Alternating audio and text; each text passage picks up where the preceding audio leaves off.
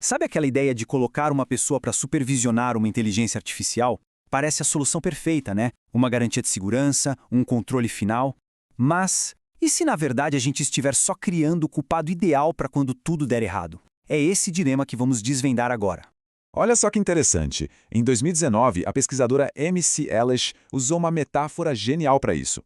Pense na frente de um carro, sabe? Aquela parte que é feita para amassar numa batida, para absorver o impacto e proteger quem está dentro. É a chamada zona de deformação. O que a Elish argumenta é que nos sistemas de IA, a gente muitas vezes coloca o ser humano exatamente nesse papel. Só que em vez de absorver o impacto físico, a pessoa absorve a culpa. Ela se torna a zona de deformação moral. E é essa ideia que vai guiar toda a nossa análise. E aí fica a grande questão, né? Nesse circuito de IA, o ser humano está ali para ser uma proteção de verdade? Ou ele é só o bode expiatório esperando a próxima falha? Ok, para a gente entender como se cria essa zona de deformação, precisamos primeiro quebrar um mito, uma ideia que quase todo mundo tem, a de que só de colocar uma pessoa ali supervisionando, o sistema já fica seguro. A gente tende a pensar que botar um humano num sistema é simples assim. Tipo, encaixou a peça, pronto, agora está mais seguro e já se sabe quem culpar se der problema. Só que na prática, a realidade é um nó muito mais difícil de desatar. Então, para começar a desatar esse nó, a gente precisa de um mapa. A verdade é que não existe só um jeito de supervisionar uma IA. Existem pelo menos 3 tipos bem diferentes de interação. E olha, as consequências de cada um mudam completamente o jogo. Vamos lá. O primeiro tipo é o que podemos chamar de monitoramento trivial. Pensa assim, o humano é como um porteiro de prédio. Ele tem um botão de emergência, ele pode parar tudo, travar a porta, mas não tem a menor ideia do que está acontecendo lá dentro. Ele não influencia o processo, só diz pode ir ou para tudo para o resultado final. Agora, o segundo tipo, a ação de ponto final. Aqui, a máquina é como um chefe que prepara tudo, faz todo o trabalho pesado e no final chega para o humano e pergunta: e aí, vai querer o prato A, B ou C? A decisão final é da pessoa, mas ela só entra no jogo ali no último segundo, com as opções já prontas na mesa. E por fim, o terceiro tipo, que é a interação envolvida. Aqui, a história é outra, é uma parceria de verdade. Pensa num jogo de ping-pong. A máquina dá uma sugestão, o humano ajusta, a máquina recalcula, o humano opina de novo. É uma troca constante, do começo ao fim. Beleza, agora que temos esses 3 modelos na cabeça, vamos ver o que acontece quando a teoria encontra a realidade. E, infelizmente, da pior forma possível. Vamos analisar um caso real, fatal, onde o monitoramento trivial simplesmente não funcionou. Estamos em março de 2018. Acontece o impensável.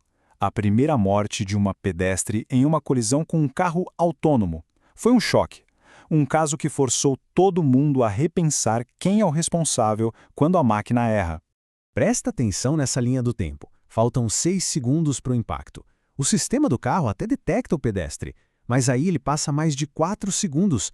4 segundos tentando entender o que é aquilo, classificando errado. A 1,5 segundos do acidente, a máquina finalmente entende que vai ter uma batida. Mas o alerta para o motorista, para o humano que deveria ser a salvaguarda, chega com apenas 0,2 segundos de antecedência. 200 milissegundos. É um piscar de olhos. Impossível reagir. Então, é fácil apontar o dedo para o motorista, né? Mas isso seria olhar só para a pontinha do iceberg. O que aconteceu ali foi uma falha em cascata, um efeito dominó. A máquina errou. O processo não deu tempo. A interface avisou em cima da hora. O humano, claro, estava desatento, também por causa do cansaço e da confiança excessiva na automação. E para piorar, a cultura de segurança da empresa era fraca. Foi a tempestade perfeita.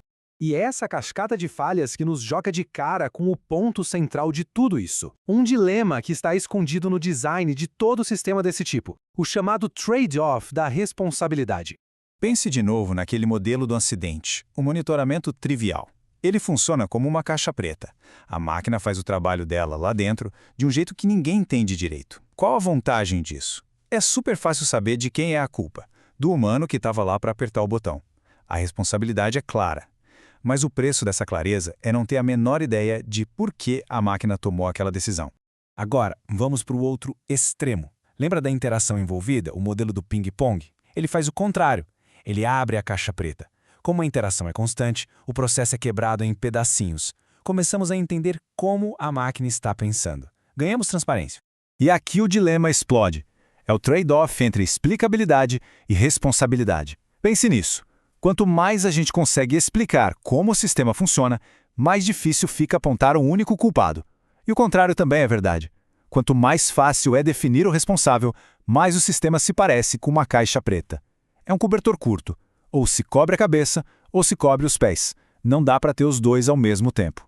Olha só como esse conflito se desenha. De um lado, para ter mais explicabilidade, precisamos daquela interação envolvida. O processo fica transparente e auditável, maravilha.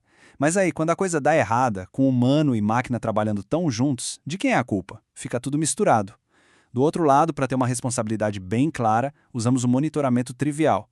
O papel do humano está isolado, bem definido. Só que aí não se faz ideia do que se passa na cabeça da máquina. É uma caixa preta. Tá, então se estamos presos nesse dilema, o que fazer? Jogar a toalha? Não. A saída está em pensar diferente, em projetar sistemas de um jeito mais inteligente, construindo um circuito, uma parceria melhor desde o começo. E a pesquisa conta um caminho com 6 recomendações bem práticas. Primeiro, a base de tudo. É preciso definir qual tipo de interação e integrar isso de verdade no sistema, não só colocar de enfeite. Segundo, as regras do jogo. Criar diretrizes claras para essa supervisão e ter expectativas realistas sobre o que um humano consegue fazer. E por último, talvez o mais importante, criar proteções para que o humano não vire o bode expiatório. E claro, quem projeta o sistema precisa entender de vez esse trade-off entre explicabilidade e responsabilidade. Porque o grande perigo de um sistema mal feito é criar o que os pesquisadores chamam de uma transferência de responsabilidade de mão dupla. É uma situação bizarra. O humano relaxa, achando que a máquina está no controle, e ao mesmo tempo o sistema foi projetado partindo do princípio de que o humano está lá, super atento, pronto para agir. No fim das contas, ninguém está realmente no comando, e a chance de desastre é enorme. O que nos deixa com a pergunta final. Quando um sistema de IA falha e alguém se machuca, para quem a gente aponta o dedo? Para o humano que apertou ou não apertou o botão? Para a máquina, que é só um código? Ou para quem desenhou esse circuito perigoso que colocou os dois juntos?